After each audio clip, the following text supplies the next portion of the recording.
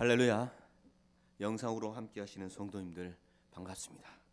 다 함께 묵도하심으로 2020년 21년 수요 예배를 하나님께 드리겠습니다.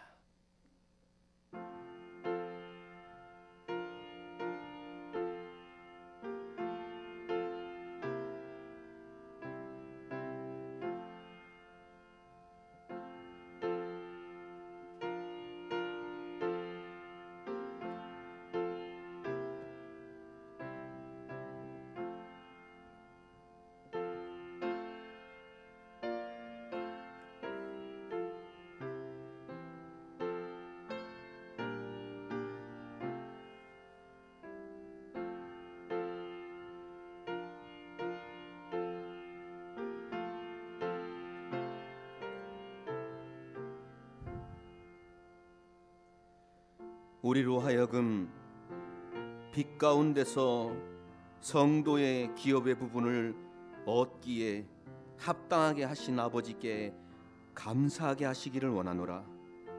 그가 우리를 흑암의 권세에서 건져내사 그의 사랑의 아들의 나라로 옮기셨으니 그 아들 안에서 우리가 구속 곧 죄 사함을 얻었느니라. 아멘.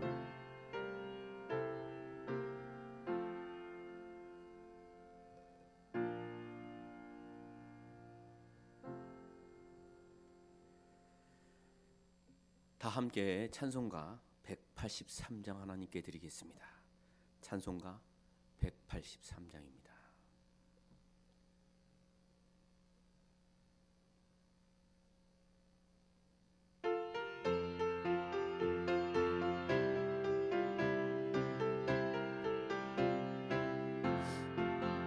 나 속죄함을 받은 후 한없는 기쁨을 다 헤아릴 수 없어서 늘 찬송합니다. 나 속죄받은 후 나 속죄받은 후 주를 찬미하겠네. 나 속죄받은 후 주의 이름 찬미하겠네. 나 속죄함을 받은 후 내 맘이 새로워 주 뜻을 준행하면서 죄 길을 버리네.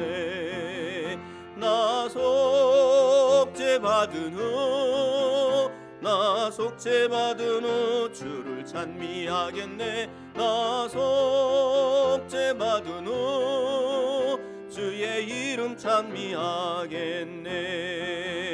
나 속죄함을 받은 후 성령이 오셔서 하나님 자녀 된 것을 증거합니다. 나 속죄받은 후 나 속죄받은 후 주를 찬미하겠네. 나 속죄받은 후 주의 이름 찬미하겠네. 나 속죄함을 받은 후 보혈의 공로로 내 주의 은혜 입으니 늘 평안합니다. 나 속죄받은 후 나 속죄받은 후 주를 찬미하겠네. 나 속죄받은 후 주의 이름 찬미하겠네. 아멘. 이 시간 예배를 위해서 박선영 전도사님 기도해 주시겠습니다.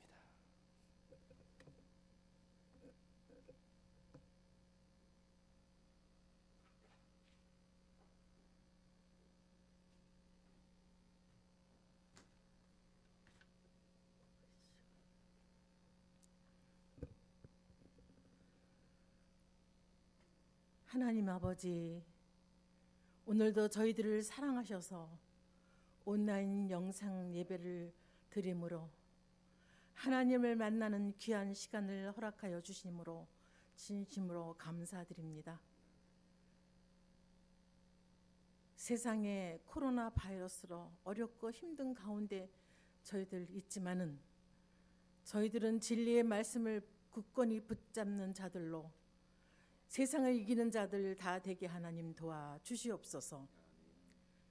하나님의 백성, 실로의 백성은 하나님께서 영육간에 강건케 보호하여 주시오고 새하늘 새 땅까지 안전하게 인도하여 주시는 줄 믿습니다.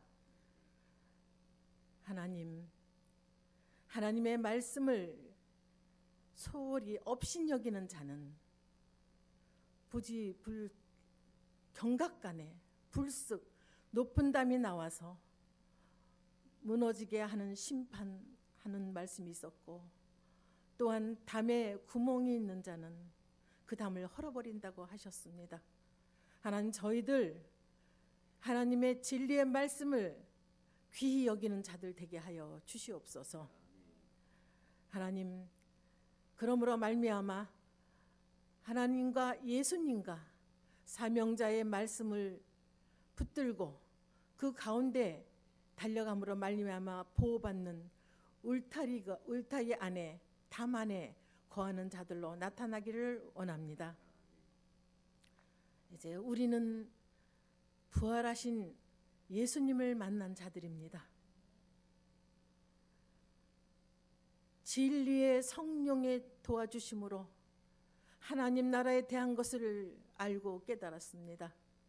하나님 아버지, 마지막 아담의 살려주는 영의 역사로 살려주는 말씀을 전할 수 있게 하여 주시옵고, 하늘나라에 대한, 하나님의 나라에 대한 것을 전하는, 세계 만방에 전하는 자들로 하나님 인쳐 주시옵소서.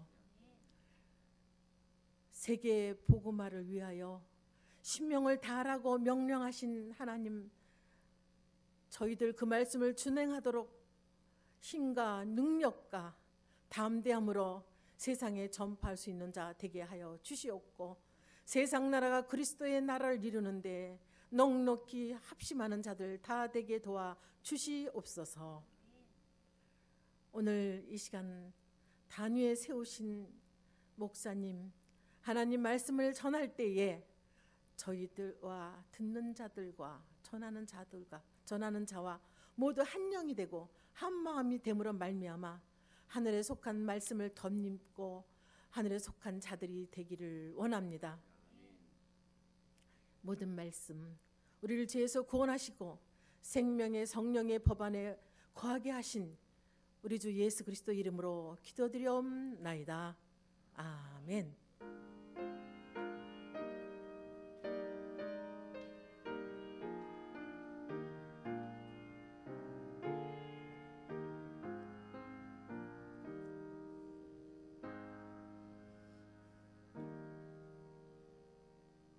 네, 이 시간도 하나님의 말씀 대언하는 시간입니다. 박정우 목사님 나오셔서 하나님 말씀 대언하실 때에 예수 안에 있는 축복이 함께 하시기를 원합니다. 목사님 모시겠습니다.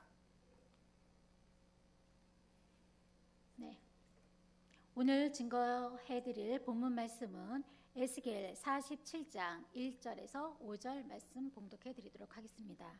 에스겔 47장 1절에서 5절입니다. 그가 나를 데리고 전문에 이르시니 전의 전면이 동을 향하였는데 그 문지방 밑에서 물이 나와서 동으로 흐르다가 전 우편 제단 남편으로 흘러내리더라. 그가 또 나를 데리고 북문으로 나가서 바깥길로 말미암아 꺾여 동양한 바깥문에 이르시기로 본즉 물이 그 우편에서 스며 나오더라. 그 사람이 손에 줄을 잡고 동으로 나아가며 1,000척을 청량한 후에 나로 그 물을 건너게 하시니 물이 발목에 오르더니 다시 1,000척을 청량하고 나로 물을 건너게 하시니 물이 무릎에 오르고 다시 1,000척을 청량하고 나로 물을 건너게 하시니 물이 허리에 오르고 다시 1,000척을 청량하시니 물이 내가 건너지 못할 강이 된지라. 그 물이 창일하여 헤엄할 물이요 사람이 능히 건너지 못할 강이더라. 아멘. 네, 오늘은 에스겔 47장 1절에서 5절 말씀을 통해서 성소에서 흘러내리는 생명강이라는 제목으로 말씀을 증거하도록 하겠습니다. 성소에서 흘러내리는 생명강. 네, 할렐루야. 예, 비록 온라인으로 예배를 드리지만 여러분들이 저와 하나님의 말씀이 서로 합한 자가 되어서 한 영이 되기를 간절히 바랍니다. 벌써 엊그제가 신년 새해를 맞이했던 것 같은데 2021년도 1월 21일 바로 1월의 중순을 넘어가고 있습니다. 이처럼 하루하루가 정말 세월이 사람을 기다려주지 않을 만큼 빠르게 지나가고 있는데 이렇게 빠르게 세월이 지나가고 있을 때 우리는 무엇을 어떻게 해야 되는가라는 겁니다.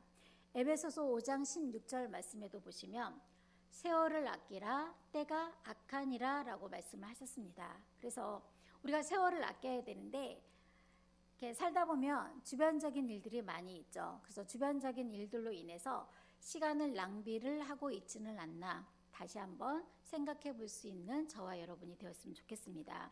특히나 골로새서 4장 5절 말씀해 보시게 되면 외인을 향하여서는, 이 외인은 어떤 자가 외인일까요? 하나님을 믿지 않는 이방인을 말하고 있겠죠. 그래서 외인을 향하여서는 지혜로 행하여 세월을 아끼라.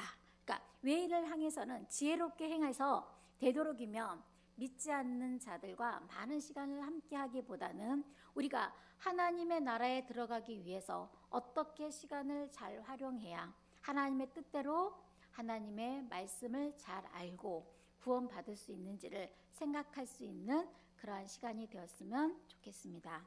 자, 요한복음 17장 3절 말씀에도 보시면 영생은 곧 유일하신 참 하나님과 그의 보내신 자 예수 그리스도를 아는 것이 영생이다 라고 말씀을 하고 있습니다. 그렇기 때문에 우리는 영생을 하기 위해서는 먼저 예수님을 통하여서 예수님을 알고 또 예수님을 통하여 누구를 알아야 돼요? 하나님을 아는 자가 영생을 하는데 이 예수님은 부활 이전의 예수님과 부활 후의 예수님이 좀 다르죠. 그래서 부활 이전의 예수님은 어떤 모습이었을까요? 육신을 가지고 오셨기 때문에 연약한 모습이었다면 부활 후의 예수님은 영광의 형체로 나타나신 분이라는 것을 알기를 바랍니다. 그래서 많은 사람들이 정말 부활하신 예수님을 찬양하고는 있지만 부활하신 예수님께서 어떠한 말씀을 전하셨는가에 대해서는 잘 모르고 있다라는 겁니다. 자, 어떤 말씀을 전하셨는지 한번 알아보도록 하겠습니다. 사도행전 1장 3절입니다. 해 받으신 후에 또한 저희에게 확실한 많은 증거로 친히 사심을 나타내사 40일 동안 저에게 보이시며 하나님 나라의 일을 말씀하시니라 그랬습니다. 그러니까 부활하신 예수님께서 어떤 말씀을 전하신 거예요? 40일 동안 하나님의 나라의 일을 전하셨다라는 것을 알기를 바랍니다. 하나님의 나라의 일은 어떤 말씀이에요? 바로 천국 복음의 말씀이라는 것을 알 수가 있습니다. 마태복음 24장 14절 말씀해 보시게 되면 이 천국 복음이 모든 민족에게 증거되기 위하여 온 세상에 전파되리니 그제야 끝이 오리라. 자, 저와 여러분들은 지금 어디를 가기 위해서 신앙생활하고 있어요? 천국, 하나님의 나라에 들어가기 위해서 신앙생활을 하고 있습니다. 그렇기 때문에 천국 복음을 우리는 당연히 알아야 하고 이 천국 복음이 전 세계에 다 끝까지 퍼졌을 때에 세상 끝이 오리라고 했기 때문에 우리는 천국 복음을 전하는 자가 되어야 세상 끝이 오고 하나님의 나라에 들어갈 수 있는 귀한 자가 된다라는 것을 깨닫기를 바랍니다. 그러므로 부활 후에 예수님이 전하셨던 그 하나님의 나라의 일을 우리가 온전히 깨달아서 넉넉하게 하나님의 나라에 들어갈 수 있는 저와 여러분 되시기를 바랍니다. 자, 그렇다면 오늘 제가 증거해 드릴 말씀은 구약 시대에 있었던 에스겔서의 말씀인데 이 에스겔서의 말씀과 하나님의 나라와 어떠한 연관이 있는지 먼저 잠깐 알아보도록 하겠습니다. 자, 이 에스겔의 말씀은 어떻게 기록되어 있는 말씀이냐면 그 유다 백성이 바벨론에게 멸망하기 5년 전에 에스겔 선지자가 하나님께서 받아서 기록한 말씀입니다. 그래서 이 어떤 말씀을 기록했냐면, 유다 백성이 비록 하나님의 백성일지라도 너무나 많은 범죄를 하기 때문에 하나님께서 이방 나라 바벨론을 들어서 유다 백성을 멸망시키고 포로로 잡혀가는 그런 모든 상황들을 에스겔 선지자가 기록했으나 결국은 하나님께서 다시 이스라엘 민족을 회복시키는 내용으로 기록이 되어 있습니다. 그래서 문자적으로 봤을 때는 육적인 이스라엘과 유다 백성에게 기록한 말씀이지만 이것을 빙자해서 세상 끝날에 하나님의 나라에 되어질 일, 미래에 되어질 일을 예언한 말씀이라는 것을 알기를 바랍니다. 우리가 그것을 어떻게 할 수 있느냐? 자, 에스겔 1장 1절 말씀을 보도록 하겠습니다. 제30년 4월 5일에 내가 그 발강가 사로잡힌 자 중에 있더니 하늘이 열리며 하나님의 이상을 내게 보이시니 그랬습니다. 하나님의 이상을 내게 보이시니 라고 한 것은 누구에게 보이셨다? 에스겔 선지자에게 보여주고 있는데, 이 말씀은 바로 호세아 12장 10절 말씀과 그 말씀 한번 연결해서 알아보도록 하겠습니다. 내가 여러 선지자에게 말하였고 이상을 많이 보였으며 선지자들을 빙자하여 비유를 베풀었노라 그랬습니다. 자, 하나님께서 이상을 누구에게 보이셨다 그랬어요? 에스겔 선지자에게 보이셨다고 했고, 호세아 12장 10절에도 내가 여러 선지자에게 말하였고 이상을 보여줬다라는 것은 하나님께서 각 시대마다 선지자를 선택하시고 그 선지자에게 세상 끝날에 되어질 일을 바로 환상으로 계시의 말씀을 알려주고 계시는 것이 이상의 말씀이라는 것을 알기를 바랍니다. 그런 말씀이 바로 선지자를 빙자한 비유의 말씀으로 기록되어 있다는 것을 깨닫기를 바랍니다. 그러므로 에스겔 선지자가 비록 에스겔의 말씀을 기록했지만 그 말씀을 다시 세상 끝날에 하나님께서 세우신 선지자를 통하여서 다시 예언하게 되고 그 말씀을 통해서 구원받는 역사가 이루어지게 될 것을 말씀하고 있다는 것을 깨닫기를 바랍니다.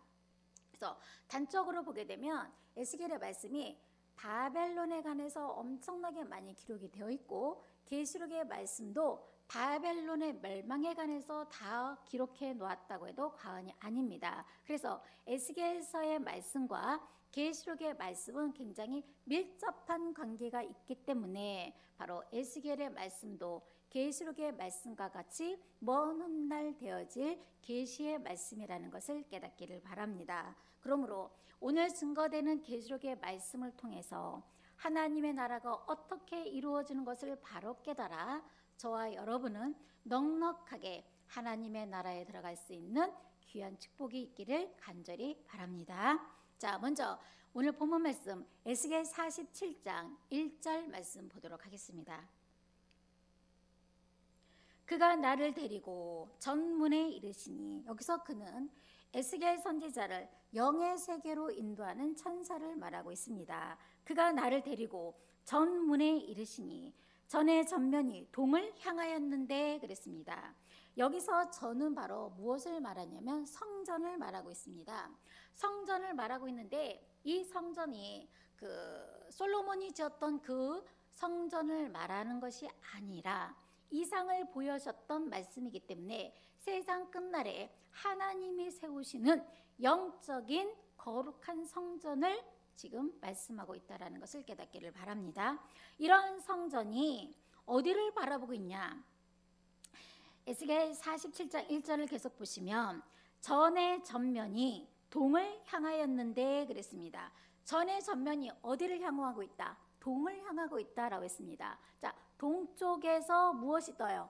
해가 뜨죠. 자, 그러면 동쪽에서 해가 뜨는데 해는 무엇을 의미하고 있느냐? 시편 84장 11절 말씀해 보시게 되면 여호와 하나님은 해요 방패시라 라고 했습니다. 그러므로 하나님의 성전의 전문이 동을 향하고 있다는 것은 어디를 향하고 있다는 거예요? 바로 하나님을 향하고 있다는 것을 알기를 바랍니다. 어떠한 성전이 하나님을 바라보고 있느냐? 요한복음 1장 1절의 말씀을 보시면 이 말씀이 곧 하나님이시라고 했고, 요한복음 17장 17절의 말씀은 아버지의 말씀은 진리니라고 했기 때문에 진리를 추구하고 진리와 함께하는 자, 오직 하나님만 바라보고 있는 자가 바로 동쪽에 있는 성전이 된다라는 것을 깨닫기를 바랍니다. 그럼 반대로 동의 반대쪽은, 하나님의 반대는 어느 쪽이 될까요? 사단의 편이 되겠죠. 그러므로 몸은 하나님의 성전에 있을지라도 그 마음이 세상을 향하고 있다면 그 성전은 동쪽에 있는 성전이 될 수 없다라는 것을 깨닫기를 바랍니다. 저와 여러분들은 항상 저와 여러분의 마음이 어디를 향하고 있어야 돼요? 하나님을 향하고 있는 동쪽에 있는 성전이 되기를 간절히 바랍니다. 자, 에스겔 47장 1절 말씀 다시 보겠습니다. 그 문지방 밑에서 물이 나와서 동으로 흐르다가 전 우편 제단 남편으로 흘러내리더라 그랬습니다. 자, 하나님의 성전에서 그 문지방에서 지금 무엇이 흘러나온다 그랬어요? 물이 흘러나온다 그랬습니다. 만약에 이 성전이 정말 우리가 생각하는 그 육신의 성전이라면, 그 육신의 성전 문지방에서 물이 흘러나온다면 성전이 잘못 지어진 거죠. 방수가 안 된 성전이라는 것을 알기를 바랍니다. 그런데 이 성전은 바로 육적인 성전을 말하는 것이 아니라 종말에 세워지는 하나님의 영적인 성전이기 때문에 그 물이 흘러서 어디로 흘러간다? 동으로 흘러간다라고 말씀하고 있습니다. 왜 동으로 흐를까요? 바로 동에는 하나님이 계신 곳이기 때문에 동으로 흐른다라고 말씀하고 있습니다. 자, 계속 보시겠습니다.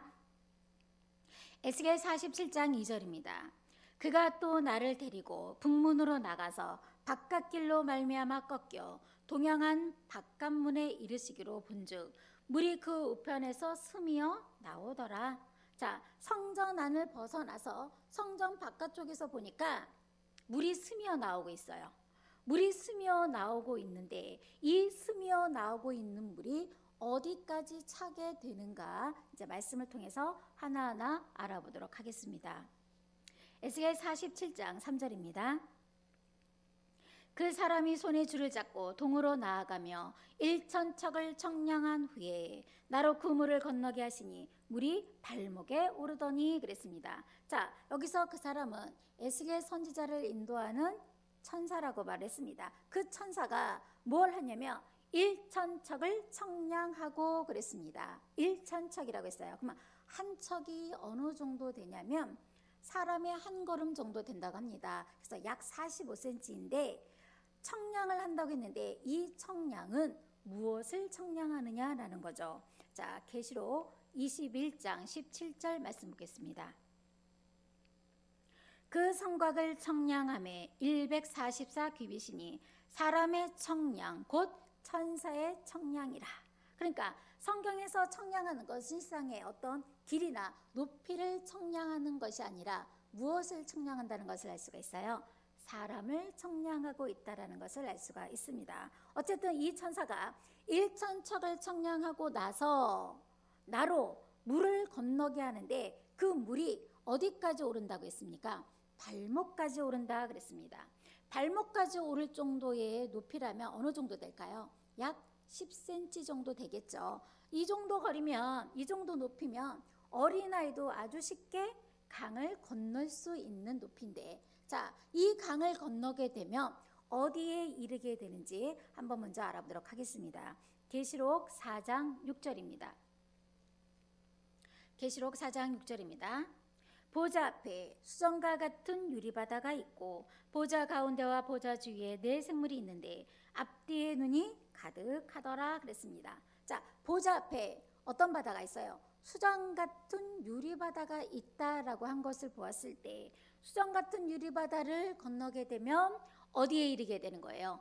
보좌 앞에 이르게 될 것을 말씀하고 있는 줄로 믿습니다. 그럼 이런 수정 같은 유리바다가 정말 수정같이 맑은 그런 물을 말씀하고 있겠느냐라는 거죠. 자, 이 수정 같은 유리바다, 물은 무엇을 상징하고 있는지 말씀을 통해서 알아보도록 하겠습니다. 신명기 32장 2절 말씀해 보시면 나의 교훈은 내리는 비요 나의 말은 맺히는 이슬이요 연한 풀 위에 가는 비요 채소 위에 담비로다 라고 말씀하신 것 같이 하나님의 말씀을 무엇으로 비유하고 있어요? 물로 비유하고 있다는 것을 알기를 바랍니다. 그래서 성경 전체에서 보면 하나님에 속한 물이 있고 사단에게 속한 물이 있기 때문에 우리는 하나님께 속한 물을 마시고 먹는 자가 되어야 한다는 것을 알기를 바랍니다. 자, 요한복음 4장 14절 말씀 보겠습니다. 예수님이 하신 말씀이죠. 내가 주는 물을 먹는 자는, 자, 예수님이 주는 물을 먹는 자는 그랬어요. 이 물은 누구의 물일까요? 예수님은 하나님의 말씀을 전하셨기 때문에 하나님의 말씀의 물을 누가 전하셨다고 그랬어요? 예수님이 전하고 계시는 줄로 믿습니다. 이 물을 먹는 자는 영원히 목마르지 아니하리니 나의 주는 물은 그 속에서 영생하도록 솟아나는 샘물이 되리라. 바로 예수님이 주시는 그 물을 먹는 자는 영원히 목마르지도 않고 영생하도록 솟아나는 샘물이 될 것을 말씀하셨기 때문에 예수님 자신이 무엇이 되신 거예요? 바로 샘물이 되셨다라는 것을 알기를 바랍니다. 그러한 샘물이 비단 예수님만이 되시는 것이 아닙니다. 바로 저와 여러분들도 이러한 샘물이 될 수가 있는데 어떻게 될 수가 있느냐? 요한복음 7장 38절 말씀 보겠습니다.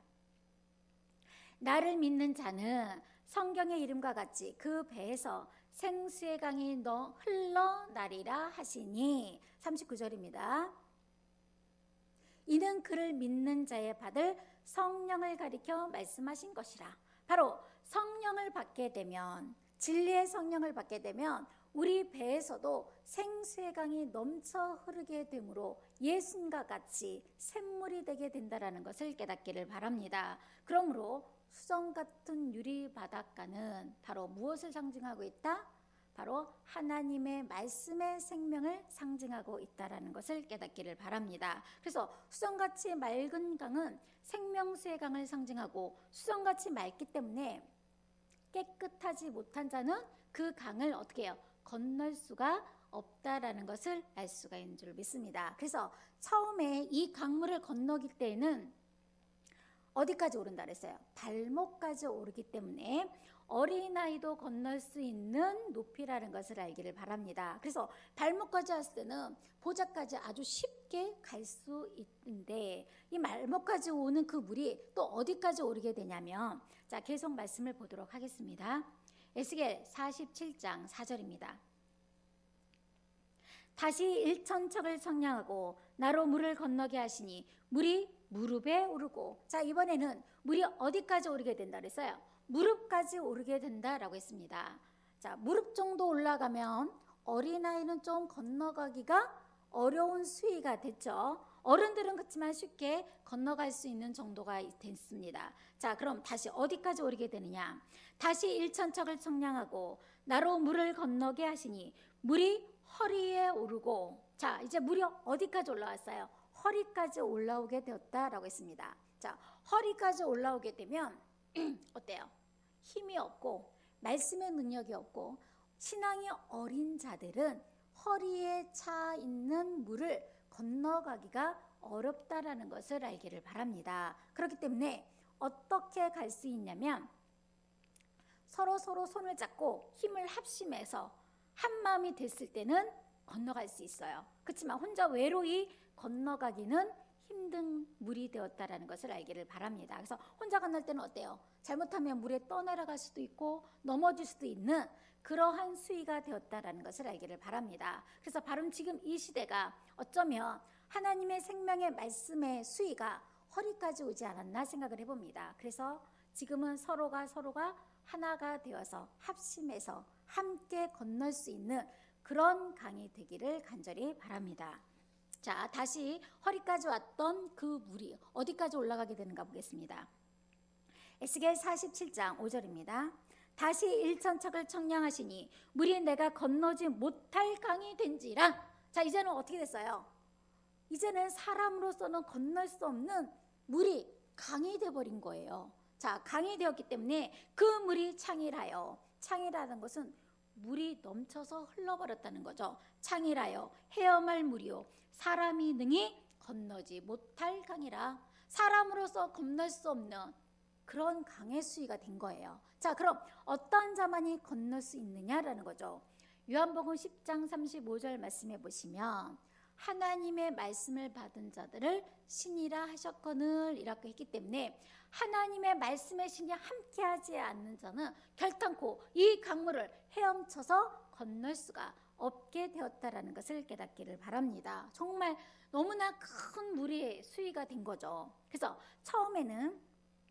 처음에 에스겔 47장 1절 말씀에는 그 물이 그 문지방 밑에서 스미어 나왔다라는 것 자체가 무엇을 말하고 있냐면 여러분 한 사람 한 사람이 하나님의 생명을 말씀을 받고 있다면 여러분 자신이 뭐가 되는 거예요? 물이 되는 거예요. 그래서 처음에 스미는 물이 된 것은 처음에는 약 3, 4명의 성전의 물이 되었다면 이렇게 헤엄칠 수 없는 강물이 되었다는 것은 정말 수많은 사람들이 이 생명수의 말씀을 받아서 정말 큰 물줄기를 이루고 있다는 것을 알기를 바랍니다. 그런 물줄기를 어디서 받고 있냐면 원줄기에서 받고 있는 거예요. 성소에서 이 물이 흐르더라 라고 했기 때문에 성소에서 흐르는 그 원줄기의 물줄기를 받은 자가 또다시 많은 사람들에게 생수의 물을 줄 수 있는 생명강이 되고 있다는 것을 깨닫기를 바랍니다. 그래서 이제는 저와 여러분이 어떻게 해야 되느냐, 하나님의 생명수의 말씀을 받아서 정말 전국 방방곡곡에 이 말씀을 전하는 자가 되었을 때 정말 엄청난 큰 물줄기의 역사가 이루어지게 될 것을 말씀하고 있다는 것을 깨닫기를 바랍니다. 자, 에스겔 47장 6절입니다. 그가 내게 이르시되 인자야 내가 이것을 보았느냐 하시고 나를 인도하여 강가로 돌아가게 하시기로 내가 돌아간즉, 돌아갔다라는 것은 그 강에서 다시 그 강가 맨 처음 있는 곳으로 돌아갔다는 것이에요. 그곳에 무엇이냐면 강 좌우편에 나무가 심이 많더라. 자, 이제 다시 돌아와 보니까 강 좌우에 무엇이 많다고 합니까? 나무가 많다라고 한 말씀을 하고 있습니다. 자, 나무는 에레미야 5장 14절 말씀에 보시면 이 백성으로 나무가 되게 하리니 라고 한 것을 봤을 때 나무는 사람을 상징하고 있는 줄로 믿습니다. 그렇다면 이 강 좌우에 있는 나무는 어떠한 나무가 되느냐라는 거죠. 자, 에스겔 47장 12절 말씀 보겠습니다. 에스겔 47장 12절입니다. 강 좌우가에는 한 것을 봤을 때 아까 조금 전에 제가 읽어드린 그 강 좌우에 있는 나무를 다시 설명하고 있습니다. 강 좌우가에는 각종 먹을 실과나무가 자라서 그 잎이 시들지 아니하며 실과가 끊치지 아니하고 달마다 새 실과를 맺으리니 그물이 성소로 말미암아 나옴이라. 그 실과는 먹을 만하고 그 잎사귀는 약재로가 되리라 라고 했습니다. 자, 강 좌우가에 실과나무가 있는데 이 실과나무의 그 실과가 달마다 실과를 맺는다고 했고 그 잎사귀는 뭐가 된대요? 귀한 약재료가 된다라고 말씀을 하고 있습니다. 이런 실과나무가 어떤 나무인지가 계시록에 정확하게 기록이 되어 있어요. 자, 계시록 22장 2절 말씀 보도록 하겠습니다. 강 좌우에, 자, 조금 전에 제가 읽어드린 에스겔 말씀에도 강 좌우에 실과나무가 있다고 했고 계시록 22장 2절에도 강 좌우에 이번에는 뭐가 있어요? 생명나무가 있어 그랬습니다. 자, 실과나무와 생명나무와 어떠한 관계가 있는가 볼게요. 12가지 실과를 맺히되 달마다 그 실과를 맺히고 그 나무의 잎사귀들은 만국을 소성하기 위하여 있더라. 바로 에스겔에서 기록되어 있는 실과나무도 달마다 실과를 맺는다고 했고 계시록에 나와 있는 이 생명나무도 달마다 실과를 맺는다고 했고 그 잎사귀는 만국을 소성하기 위해 있더라고 했으니까 약재료가 되는 잎사귀라는 것을 알기를 바랍니다. 그러므로 계시록의 말씀의 생명나무가 곧 에스겔에 나오는 그 실과 나무가 된다라는 것을 우리가 깨우침 받을 수가 있는 줄로 믿습니다. 자, 그러면 에스겔의 선지자가 본 그 실과 나무가 어떤 나무다? 생명나무라는 거죠. 자, 이런 이 생명나무가 어디에 있었느냐라는 거죠. 자, 창세기 3장 24절 말씀 보겠습니다.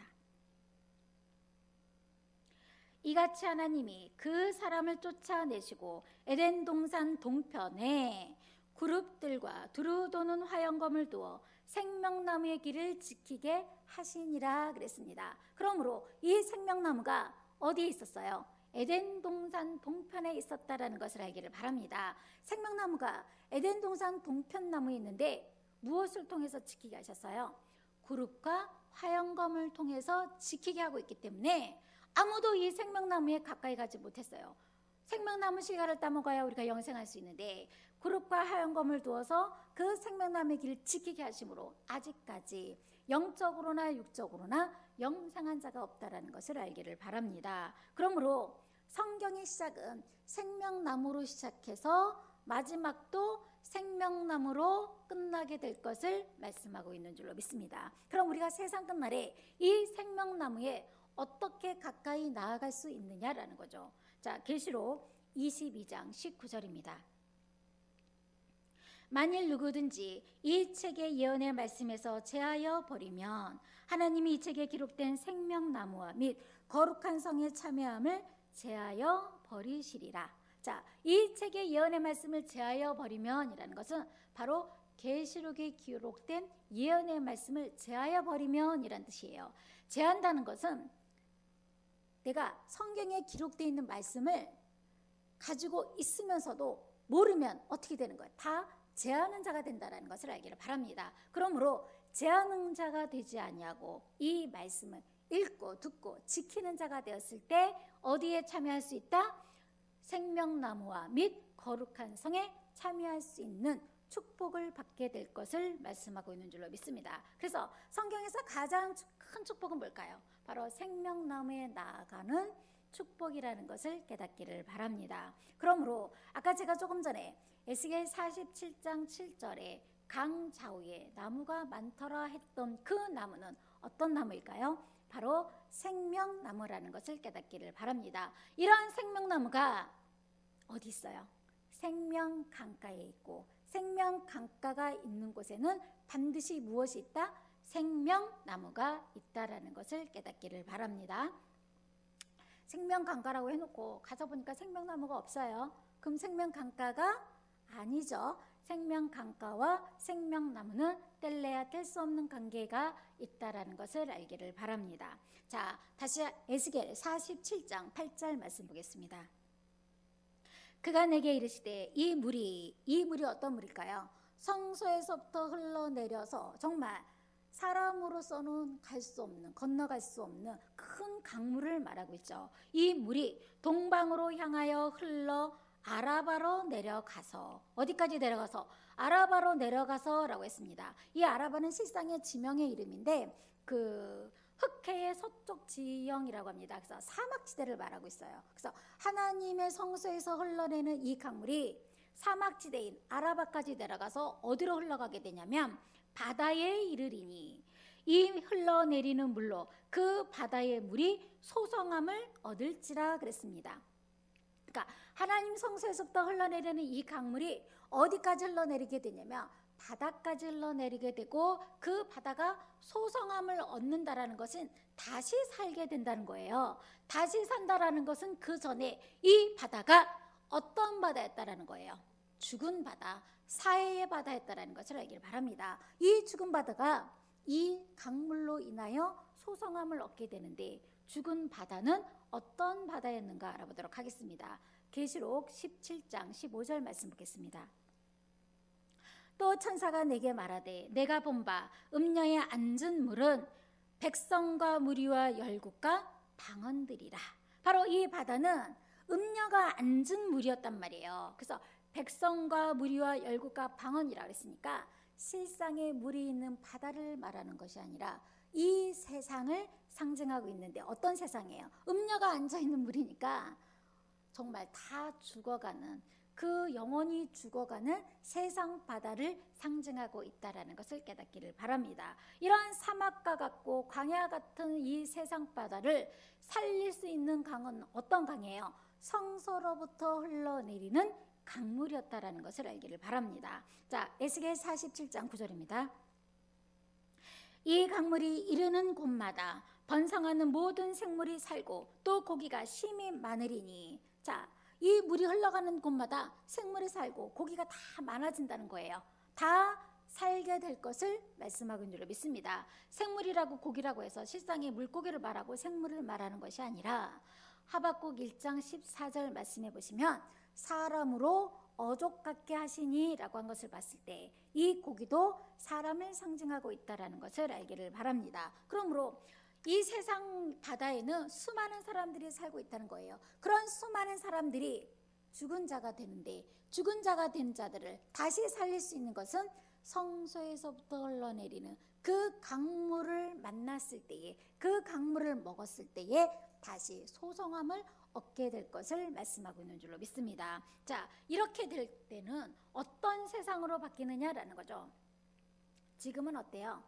저와 여러분처럼 이렇게 소수의 사람들만 이 생명수의 말씀을 듣고 있지만 이 말씀의 물줄기가 큰 강물을 이루게 될 때는 완전히 세상이 바뀌게 되는 거예요. 어떤 세상으로 바뀌게 되냐면, 자, 이사야 51장 3절입니다. 대저나 여호와가 시온을 위로하되 그 모든 황폐한 것을 위로하며 그 강야로 에덴 같고 그 사막으로 여호와의 동산 같게 하였나니 그 가운데 기뻐함과 즐거움과 감사함과 창하하는 소리가 있으리라. 바로 어떤 세상으로 바뀔까요? 죽어가는 사회 바다가 다시 살아나게 되는 역사를 통하여서 정말 광야와 같고 사막과 같고 황폐한 땅이 정말 하나님의 강물의 물줄기를 통해서 어떠한 곳이 돼요? 하나님의 동산, 여호와의 동산과 같이, 에덴 동산과 같이 다시 살아나게 될 것을 말씀하고 있다는 것을 깨닫기를 바랍니다. 이러한 역사가 이제 앞으로 이루어질 역사이기 때문에 저와 여러분이 먼저 어떠한 자가 되어야 돼요?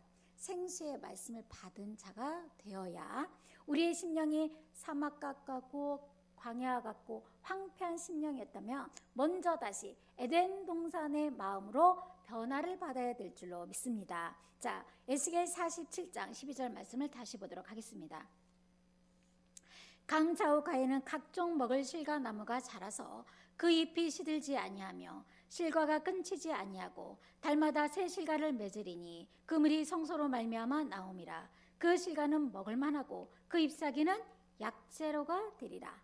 자, 여기서 보면 문자적으로 보면 우리가 보통 실과를 먹을 때 과일의 열매를 맺을 때는 달마다 맺지 않아요. 1년에 한 번씩 맺죠. 그런데 여기는 보니까 달마다 실과를 맺는다고 했는데 그 이유가 뭐냐면 그 물이 성소로부터 말미암아 나옴이라 라고 말씀했어요. 그렇기 때문에 달마다 실과를 맺는다는 것은 하나님의 말씀을 들을 때마다 정말 새롭게 깨닫는 그 말씀이 달마다 실과를 맺는 말씀이 된다라는 것을 알기를 바랍니다.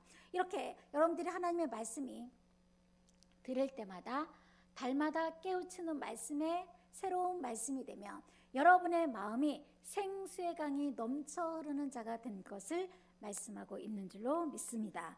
이렇게 생수의 강이 넘쳐 흐르는 것이 어떤 것이 된다? 가장 먼저 에덴 동산이 될 것을 말씀하고 있습니다. 자, 그러면 이러한 큰 역사를 이루기 위해서 저와 여러분은 어떠한 자가 되어야 무엇을 준비하여야 되느냐라는 거죠. 자, 요한복음 2장 7절 말씀 보겠습니다.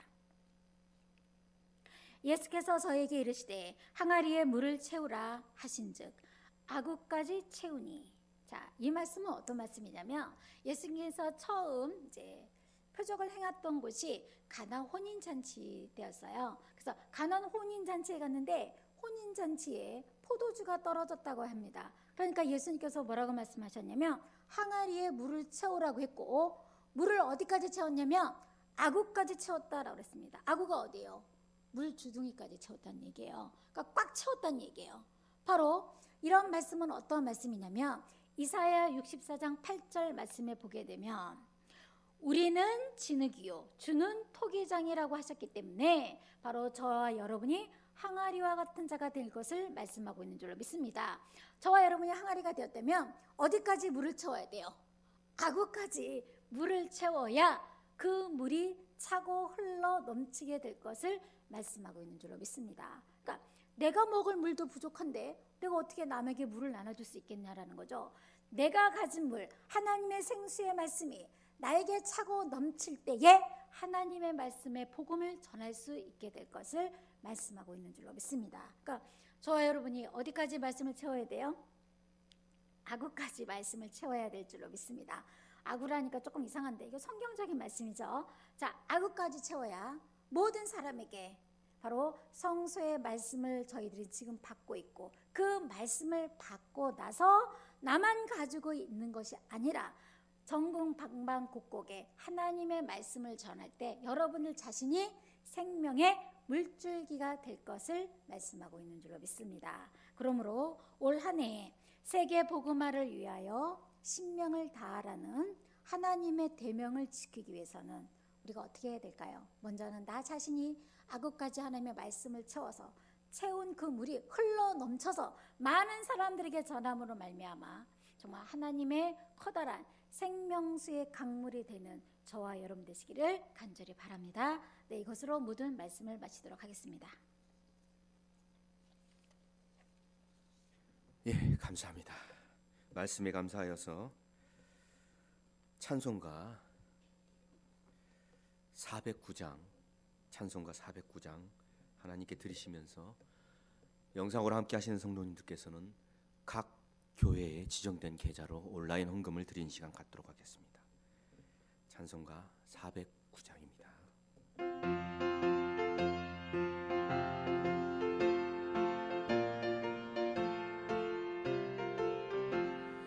목마른 내 영혼 주가 이미 허락한 그 귀한 영생수 주여 갈망합니다.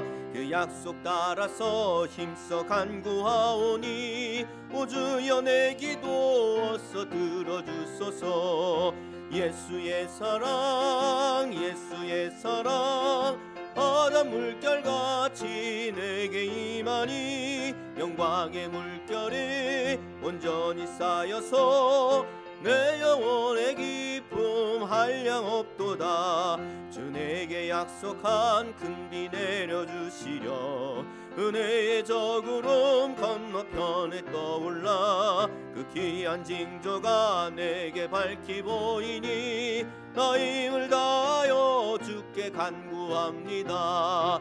예수의 사랑 예수의 사랑 바다 물결같이 내게 임하니 영광의 물결에 온전히 쌓여서 내 영혼의 기쁨 한량 없도다. 은혜의 소낙비 지금 흡족히 내려 구원의 큰 강물 흘러차고 넘쳐서 내 주한 모든 죄 모두 씻어버리니 나 지금 은혜를 충만하게 받았네. 아멘. 예수의 사랑 예수의 사랑 바다 물결같이 내게 임하니 영광의 물결에 온전히 쌓여서 내 영혼의 기쁨 한량 없도다. 그 차고 넘치는 주의 은혜의 물결 힘차게 밀려와 내게 만족하오니 오 할렐루야로 주를 찬송하오니 내 마음의 기쁨이 항상 충만함이라. 예수의 사랑 예수의 사랑 바다 물결같이 내게 임하니 영광의 물결에 온전히 쌓여서 내 영혼의 기쁨 한량 없도다. 아멘. 이 시간 교회에서 광고 말씀 전해드리겠습니다. 정부의 사회적 거리두기 2.5단계는 오는 31일까지 유지되지만 대면 예배가 좌석수의 10%까지 가능해짐에 따라서 추후 예배 변동 사항을 결정되는 대로 교구장님을 통해서 재공지토록 하겠습니다. 이 점 꼭 알아주시기를 성도님들께 부탁드리겠습니다. 이상으로 교회 광고를 마치고 박채영 목사님 나오셔서 드린 헌금을 위한 축복과 축도하심으로 2021년 1월 20일 수요 예배를 모두 마치겠습니다. 네, 다 같이 기도하시겠습니다. 하나님 감사를 드립니다. 하나님의 말씀은 1.1획도 없어지지 아니하고 반드시 이루신다는 말씀을 저희들 깨닫게 하시고 지키는 자들 되게 하심을 믿습니다. 감췄던 하나님의 천국 복음의 비밀이 이제 실상으로 나타나고 있는 이때에 저희들 이런 엄청난 하나님의 말씀을 듣고 다시 깨어 일어나게 하심으로 달려가는 믿음들로 나타나게 도우심을 믿습니다. 그리하 이제 세계 복음화를 위하여 신명을 다하라는 대명을 위하여 생수의 말씀을 차고 넘치게 받음으로 저희들 각자 생수의 강이 넘쳐 흐르는 귀한 성도님들 다 되게 하심을 믿습니다. 지금 비록 온라인 예배로 하나님께 영광을 돌리고 있지만 저희들 마음은 온전히 동쪽을 바라보고 있는 줄로 믿습니다. 예물을 드리는 그 손길마다 하나님께서 말씀의 깨달음과 가정마다 건강의 축복으로 함께하여 주심을 믿습니다. 특별히 이 시간 기도드립니다. 조정호 장로님을 위해서 기도드립니다. 조정호 장로님, 오늘 1월 21일 목요일 혹 제거와 탈장 수술을 한다고 하십니다. 약해진 몸과 마음을 더욱 강하게 붙들어 주시옵시고 의사의 손길이 주님의 손길이 되어 수술이 정말 잘 될 수 있게 아버지 하나님의 도우심을 믿습니다. 또한 이를 함께 걱정하는 가족들에게도 하나님께서 은혜를 주시옵시고 위로를 허락하여 주심을 믿습니다. 이제는 살아서 역사하시는 하나님의 뜻이 성취될 긴박한 때에 하나님과 예수님과 영광의 보좌 옆에 있는 7명의 역사를 통하여 하나님의 모든 기쁨을 성취하는 은혜와 평강이 오늘 증거된 말씀을 통하여 온라인으로 예배드리는 모든 성도님들 각 가정 위에 무궁하신 하나님의 사랑과 영광의 축복이 지금부터 영원까지 함께 하시기를 예수 이름으로 간절히 축원하옵나이다. 아멘.